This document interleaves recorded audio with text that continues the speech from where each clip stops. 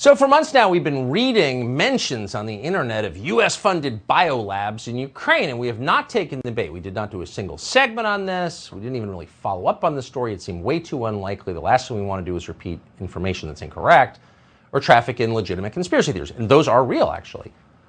So we didn't do any story about that until the day that the Undersecretary of State, Toria Nuland, who was in charge of the war in Ukraine, told a Senate committee that actually there are U.S.-funded biolabs in Ukraine. And what's in those biolabs is so dangerous, she's terrified it'll fall into Russian hands. So that got us asking in public, what? Why is the U.S. government funding some kind of biological research in Ukraine? What is it for? We were immediately shouted down, you can't ask that question, but we can because we're American citizens. It's our money. It's being done in our name. And so we would like to know. The Biden administration, of course, didn't answer. We found out from a separate source, the obvious, which is some of these are bioweapons, of course. Now we know more. Over this weekend, this show obtained a number of documents from a former high-ranking U.S. official that show the U.S. government, through the Pentagon, did in fact fund research into deadly pathogens in Ukraine. According to one of the documents, sometime between 2007 and 2008, quite some time ago, the Pentagon approved the development of a, quote, multi-pathogen mapping project to, among other things, quote, take molecular fingerprinting of pathogens endemic to Ukraine and strain transfer. So it turns out what we reported all along was correct. The Pentagon is, in fact, researching pathogens in Ukraine. We're still not exactly sure on why. The explanations they've given us are ridiculous.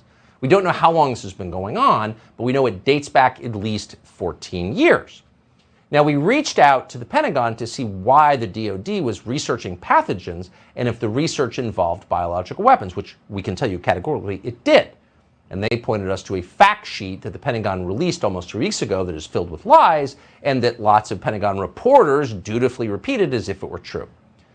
So the fact sheet tells us that since 2005, the Pentagon has spent $200 million in something called the Cooperative Threat Reduction Program in Ukraine. Now, that program supposedly is designed to dismantle Soviet-era bioweapons.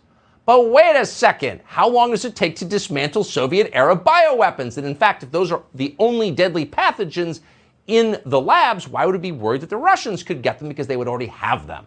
None of it made any sense at all.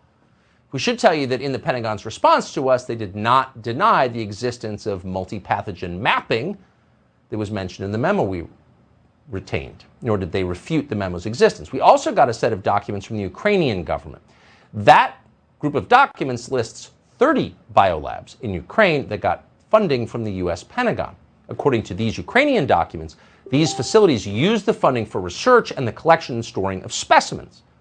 What's interesting is the Pentagon did not deny that it funded any of these facilities. In fact, the Pentagon's own fact sheet says as many as 46 Ukrainian labs got funding from the United States. 46 labs, really? We also learned a few days ago that the U.S. government was not only doing this, but other people were funding it as well, which is to say the research of some kind into deadly pathogens in Ukrainian labs.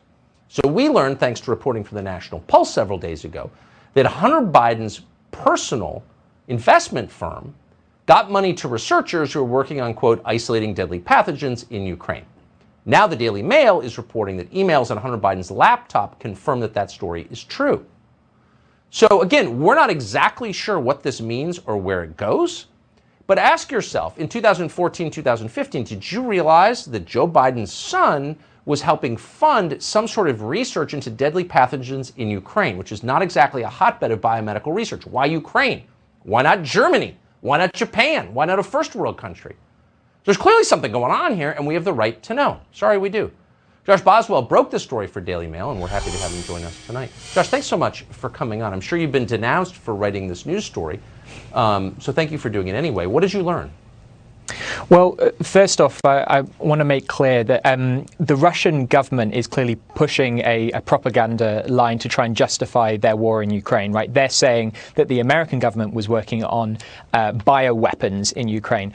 I do not have evidence of that specifically, but I do have a lot of other very interesting evidence which we should be asking a lot of questions about. So what do we know right now? Well, we know, as you said, that the US was funding these biolabs in Ukraine, that they were looking at deadly pathogens. We know that Hunter Biden was helping raise money for funding one of the companies involved in that, called Metabiota. And we also know from my reporting, emails from Hunter Biden's laptop, that not only was he involved in funding that company, but he was also involved in getting that company into Ukraine, getting it deals that it needed to be done to do the work it was trying to do. So, for example, there are meetings that he had with executives from Metabiota. And it's really interesting the way that the executives speak in those emails. They say that they wanted to help assert Ukraine's cultural and economic independence from Russia, which I found kind of odd for a company that is supposed to just be monitoring disease data, pandemic data. Why are they trying to also assert Ukraine's independence? There's also a quote-unquote science project that Hunter and his business partners pitched to the Ukrainian gas firm Burisma, allegedly corrupt firm, that he was working with at the time. And this science project involves getting Metabiota some kind of deal in Ukraine and maybe using Burisma's high-level government contacts in Ukraine to get that done. We also know that the funding that Metabiota received totaled $18.4 million from the Department of Defense. A small portion of that, $307,000, goes to, quote, Ukraine research projects, according to DoD records and government funding records. So there's a lot of questions here. Why was Hunter involved in this, especially at a time, 2014, when his father, Joe Biden, the vice president then, was in charge of foreign policy towards Ukraine for the US? It's surely at least a conflict of interest there. Well, it's so unbelievably corrupt. I could care less what the government says of Russia about anything. I don't believe the government of Russia. I care about the government of the United States, which I help pay for. So these are fair questions. I'm grateful that you unearthed them, and I hope you'll keep going. Josh Boswell of Daily Mail. Thank you.